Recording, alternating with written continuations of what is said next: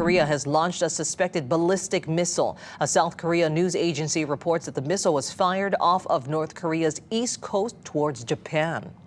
And we also turn now to the American soldier who's been detained in North Korea since last week after he crossed the demilitarized zone, the border between North and South Korea, without authorization. The United Nations command has now made contact with authorities in North Korea, and conservations are underway in an effort to secure his release. ABC's Faith Abube is in Washington with the very latest.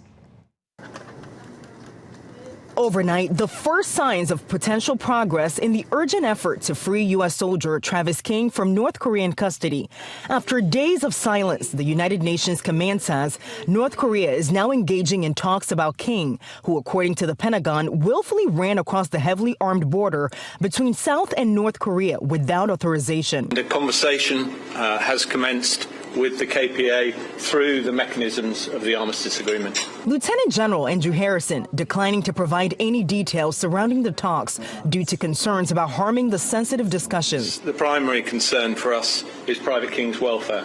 The 23-year-old had just been released after 47 days in a South Korean detention facility for assault and was supposed to return to the U.S. to face more punishment. U.S. efforts to reach North Korean authorities to secure his release have been ignored.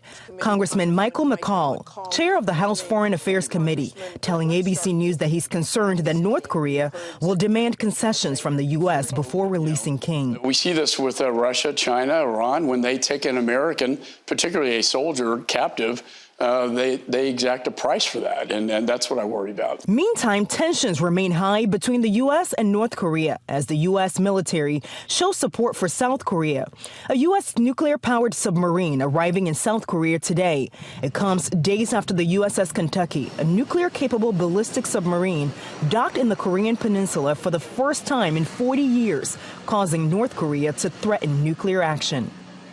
And as for King, U.S. officials still don't know where he's being held or his condition, but the UN Deputy Command says that he remains optimistic about the talks. In Washington, Faith Abube, ABC News.